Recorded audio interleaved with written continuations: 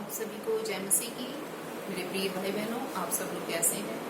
मैं विश्वास करती हूँ कि आप सब लोग प्रभु में आनंदित और खुश होंगे। छोटी प्रार्थना के साथ आज के पवित्र वचन को स्टार्ट करते हैं। स्वर्गीय पिता, हम आपका धन्यवाद करते प्रभु, आज के नए दिन के लिए, नई सुबह के लिए, जो आज आपने हम सबके जीवन में दी।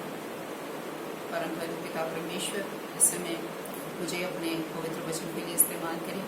हर एक के मन हृदय को खोलें ताकि आज के पवित्र वचन द्वारा सबके जीवन में आशीष आने पाए और वचन पर चलने वाले बने। यीशु मसीह के नाम से इस प्रार्थना को मांगते हैं, आमीन आमीन आमीन। हालेलुया। परमेश्वर के प्रिय लोगों, आज का प्रभावशाली वचन लिया गया है। मेरे साथ रोमियो की पत्री निकालिए, उसका 12 अध्याय और उसकी 4 आयत। क्योंकि जैसे हमारी एक देह में बहुत से अंग हैं और सब अंगों का एक ही सा काम नहीं। हालेलुया।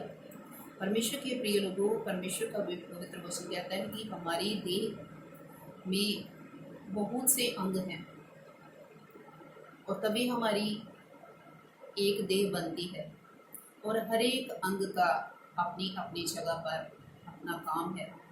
जैसे कि आंखें देखती हैं, कान सुनते हैं, हाथ काम करते हैं, पाँव चलते हैं, मुंह बोलता है। सब अंगों का अलग अलग काम है, लेकिन वो एक ही देह में रहकर देह के लिए कार्य करते हैं और एक दूसरे की चिंता करते हैं। वैसे ही 5 वचन में लिखा है, वैसा ही हम जो बहुत हैं मसीह में एक देह होकर आपस में एक दूसरे के अंग हैं।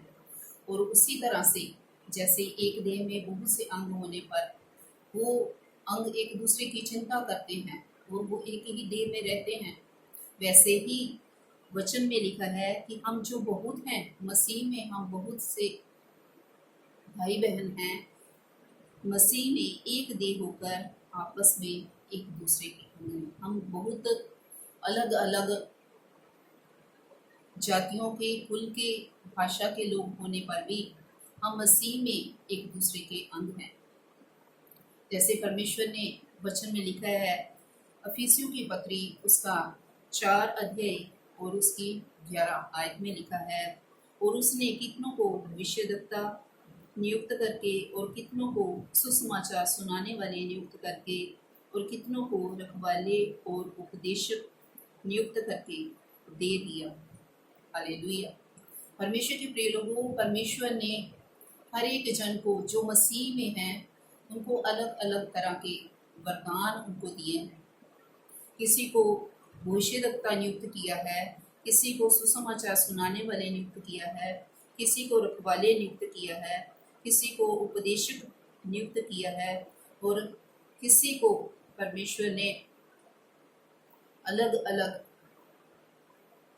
वरदान दिए हैं। और ये वरदान हमें परमेश्वर की ओर से मिलते हैं और हमें इन वरदानों को इस्तेमाल करते हुए, इनको प्रभु के कामों में लाते हुए हमने एक दूसरे से प्रेम रखना है और ये प्रेम रखते हुए हमने मसीह की देह की उन्नति करनी है, एक दूसरे की चिंता करनी है, ना कि हमने एक दूसरे से लड़ना है, भिड़ना है, बल्कि प्रेम से हमने मसीह के अंग होते हुए एक दूसरे की चिंता करते हुए हमने मसीह की देह की उन्नति करनी है। इसलिए परमेश्वर के प्रिय लोगों, इस वचन के द्वारा हम सीखते हैं कि हम परमेश्वर में सब मिलकर एक ही देह बन जाते हैं। इस वचन के द्वारा प्रभु आपको सबको बहुतायत से आशीष और बरकत प्रदान करे। सबको जय मसीह की। God bless you.